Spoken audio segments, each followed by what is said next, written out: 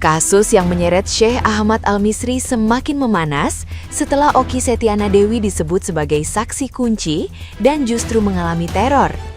Penetapan tersangka dilakukan setelah proses penyelidikan oleh aparat, sementara dugaan kasus ini berkaitan dengan sejumlah santri.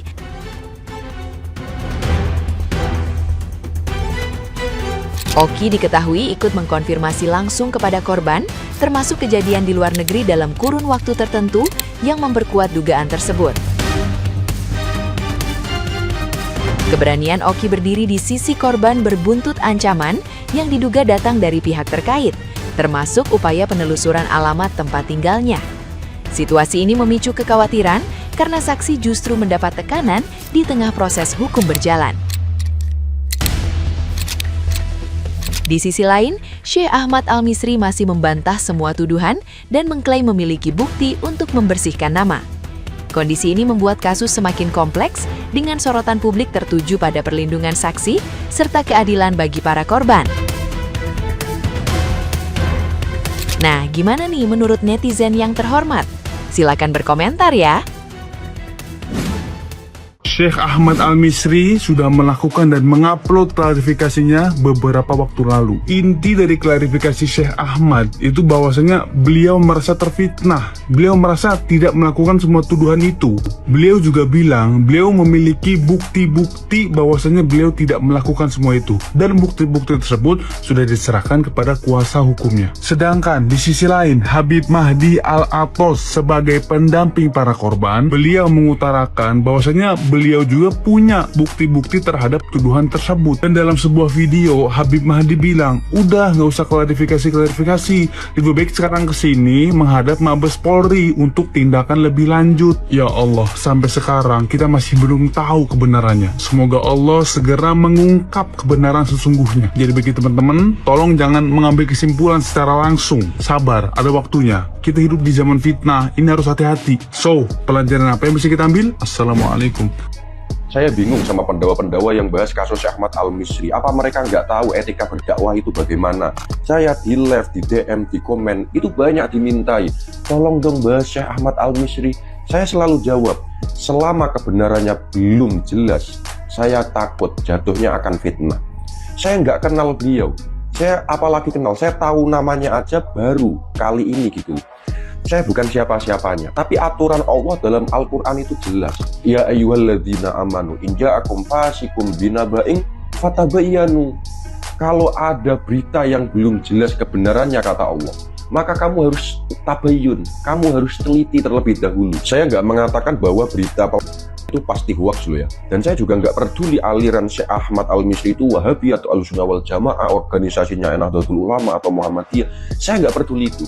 Saya hanya ingin membahas hukum. Nabi itu sudah jelas dalam hadis menjelaskan, kafa bil mar'i itsman ayu hadis bi kulli masami'a. Ketika kita menyebarkan berita, nge-share berita yang belum jelas kebenarannya, masih 50-50, 50%, maka haram hukumnya, kita berdosa. Kamu jangan hanya bahas terjemah, coba kamu baca kitab gitu loh, kitab-kitab syarah hadis. Coba kamu cek dalam kitab Faidul Qadir. Minimal orang bisa nge-share, diperbolehkan untuk nge-share berita itu ketika sudah 100% kebenarannya, atau kalau enggak minimal 75% kevalitannya, baru kita boleh nge-share-nya.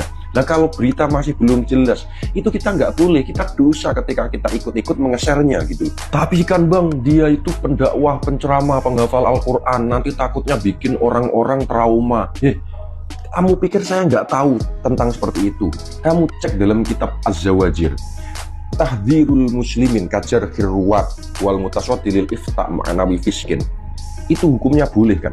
Ketika ada orang, dia tokoh, tapi dia kelakuannya fasik, dia berbuat maksiat seperti maka kita diperbolehkan untuk mempopulerkannya, biar orang-orang tidak mengikutinya. Oke, itu aku tahu hukum itu. Tapi begini, itu harus jelas kevalitannya. Sekali lagi, keburukannya itu harus jelas kevalitannya gitu loh.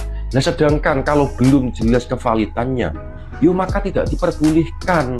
Kita harus tabayun, kita harus meneliti. Sekali lagi, saya tidak mengatakan bahwa berita dipastikan hoax, tidak. Saya hanya merasa semuanya perlu berhati-hati. Saya sudah muak sama sosial media yang mudah membolak-balikkan fakta. Orang baik bisa kelihatan buruk, orang buruk bisa kelihatan baik. Semudah itu orang-orang memainkan sosial media gitu loh. Kalau pendakwahnya saja mudah termakan media, mudah diadu domba, bagaimana nasib umatnya gitu loh. Ini aku baru turun gunung, yang belum follow silahkan di follow dulu. Barakallahu fikum.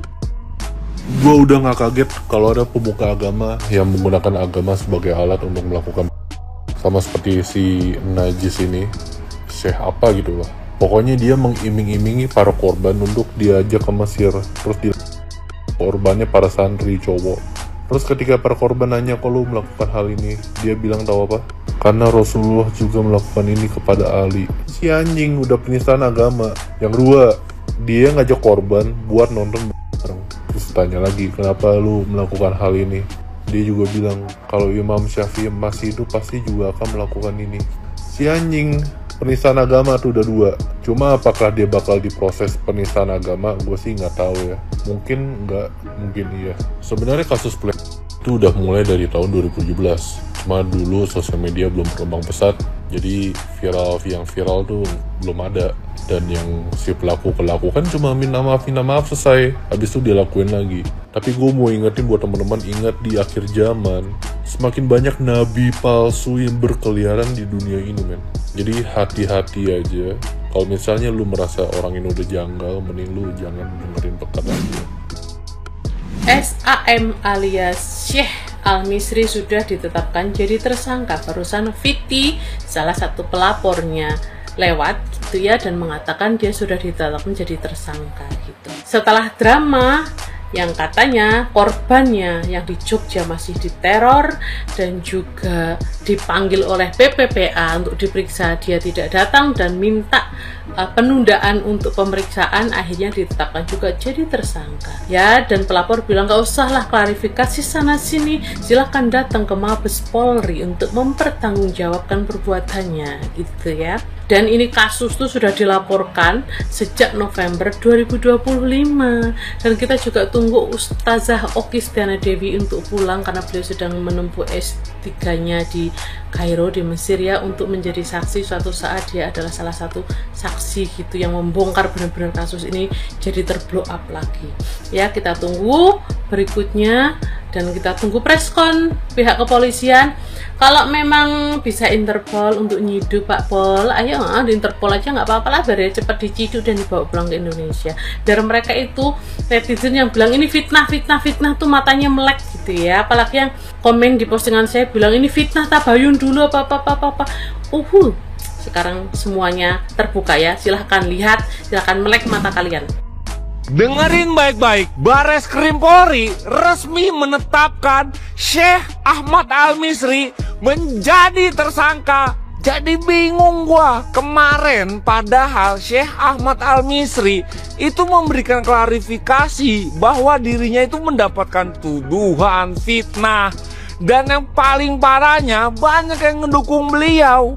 Aduh, kan kita jadi bingung ya, mana nih yang benar. Tapi kalau udah Bareskrim Polri yang bilang dia adalah tersangka, berarti benar. Dan kita harus ada di pihak korban. Setelah melakukan penyelidikan panjang sejak laporan masuk akhir 2025 lalu, Polri akhirnya melakukan gelar perkara dan menemukan bukti yang kuat untuk menaikkan status sang pendakwa menjadi tersangka. Ternyata aksi ini diduga sudah dilakukan sejak lama, mulai dari tahun 2017 sampai tahun 2025.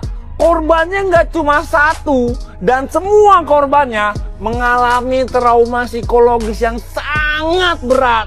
Masalahnya tuh, si tersangka Syekh Ahmad Al-Misri lagi berada di luar negeri, tepatnya ada di Mesir. Sekarang masyarakat lagi menunggu langkah tegas dari Polri.